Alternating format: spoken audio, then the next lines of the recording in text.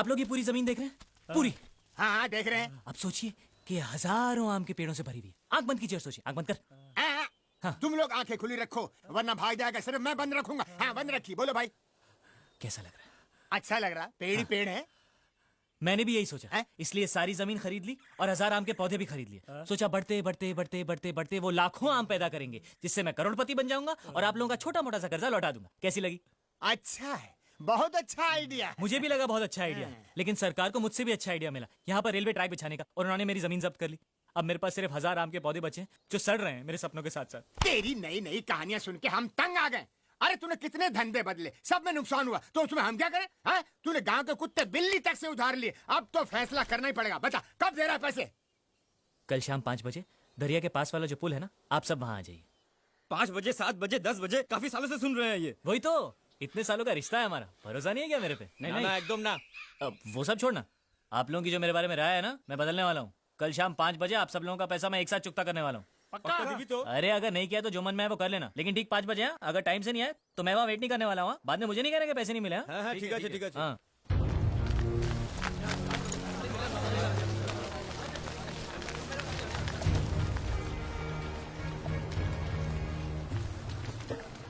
अरे आइए आइए आइए, आप सब लोगों को मेरा नमस्कार।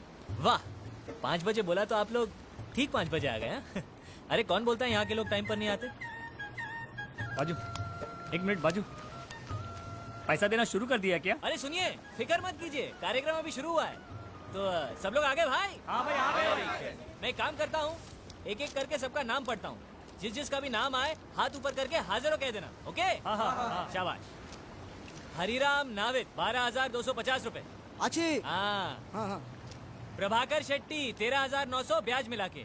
हाजिर। क्या हाल है भाई? हाँ ठीक है ठीक है। रघुवीर ग्वाला 20,500।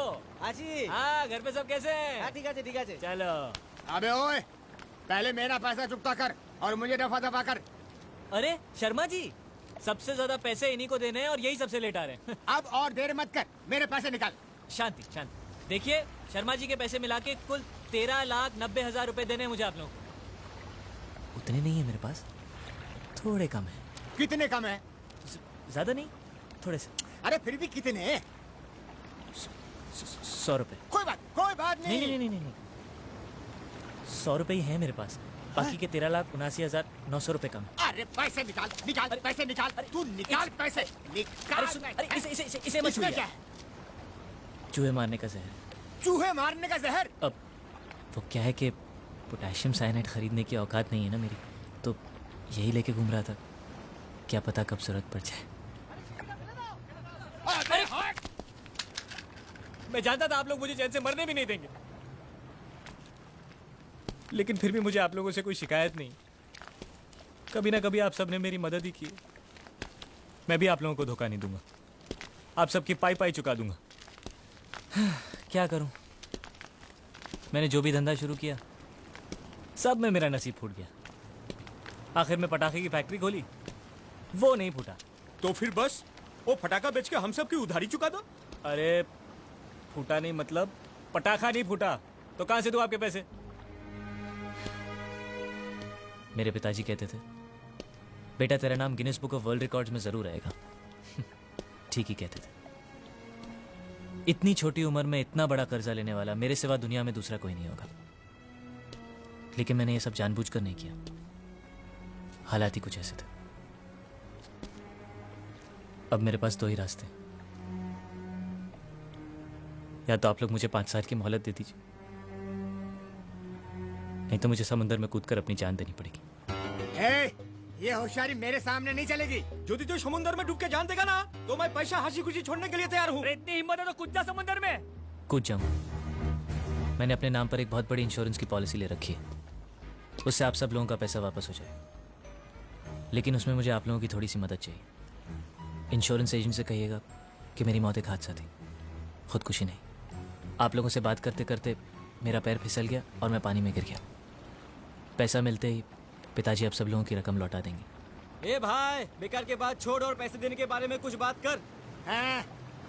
नहीं तिकड़म बेटा जीत, ये खेल हमारे साथ मत खेल। सिर्फ यही एक खेल बचा है मेरे पास। ऐसा नहीं है कि मुझे जीने की ख्वाहिश नहीं है, लेकिन और कोई चारा ही नहीं बचा। जो लोग मुझे पास से जानते हैं वो समझ जाएंगे मेरा फैसला गलत नहीं था।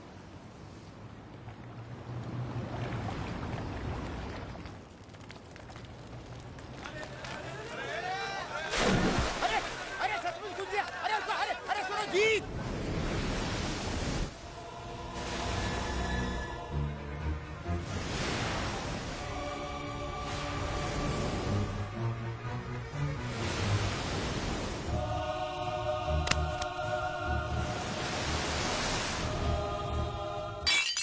कोस्ट गार्ड से कोई इन्फॉर्मेशन आई क्या? जी नहीं। क्या हुआ, बॉडी मिली या नहीं? जी नहीं इंस्पेक्टर, अभी तक बॉडी का कुछ पता नहीं। आपने ठीक से ढूंढा?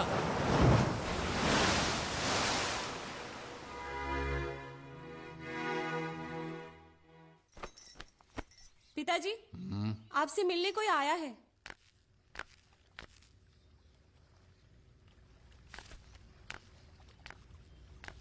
फरमाइए। मास्टर जी, हम आपसे नहीं जीतू जी से मिलने आए हैं। जीतू, जीतू।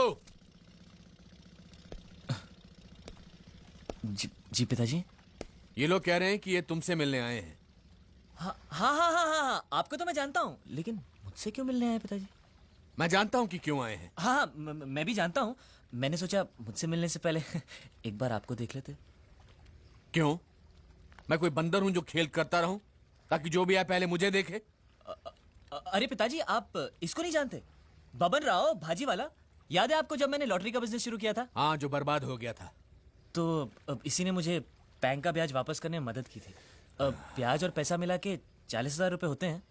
तंग आ गया हूं मैं इसको बोल बोल के, कल दे दूंगा, कल दे दूंगा, कल दे दूंगा, कल दे दूंगा। फिर भी इसको मेरी बात का यकीन ही नहीं होता। आपको इसको पैसे नहीं देने, सिर्फ एक तारीख देनी है, वो मान जाएगा, वो मान जाएगा। बराबर। उनको एक तारीख देना और फिर ठीक उसी तारीख वाले दिन गायब हो जाना। तुम्हारी ये कला मुझ में नहीं है बेटा। वो तो उसको भी पता है पिताजी, इसलिए उसने कहा है, आप बोलेंगे तो ही मानेगा। प्लीज मेरी मदद कीजिए पिताजी, नहीं तो मुझे अपने आप को फांसी पर चढ़ाना पड़ेगा।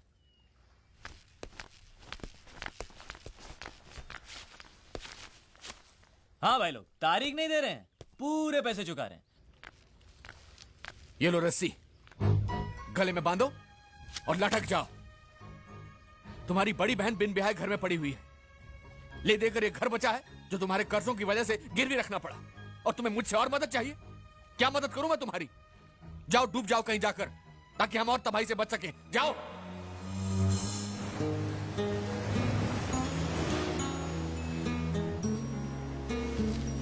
देखो, हम लोगों ने जो फैसला किया था उस फैसले को लेकर तुम मेरी बेटी की जिंदगी बर्बाद मत करो। कैसी बातें कर रहे हैं अंकल? मैं आज तक कभी आपके रास्ते में आया हूं? आप एक काम कीजिए, आप पूजा के लिए एक अच्छा सा लड़का ढूंढिए और उसकी धूमधाम से शादी कराइए, और उसमें सबसे आगे मैं रहूंगा। खुश? अरे मानेगी तब ना वो, सालों से बस एक ही जिद पर अड़ी हुई है, शादी करेगी तो तुमसे।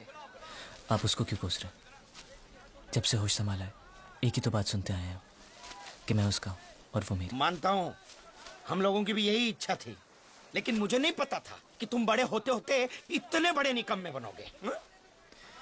आप उसके लिए लड़का ढूंढिए, मैं उसे मना लूंगा। उसकी जुदाई का दुख मुझसे सहा नहीं जाएगा, लेकिन कम से कम वो शांति से तो जिएगी। अरे नहीं मानेगी वो, जब तक तुम उसके सामने खंबे की तरह गड़े रहोगे वो किसी और से कभी शादी करने के लिए राजी नहीं होगी, समझे? इसीलिए कहता हूँ भाग जाओ, कहीं दूर भाग जाओ, और सालों के बाद लौट कर आना। नहीं आओगे तो भी चलेगा। क्या है, तुम्हारे लेनदारों से छुटकारा हो जाएगा और मैं मेरी बेटी की शादी कहीं और करवा सकता हूँ, समझे? अब ये मत कहना जाने के लिए पैसे नहीं है। ये ले पैसे, अरे रखो, और इसे लौटाने के बहाने भी वापस नहीं आना।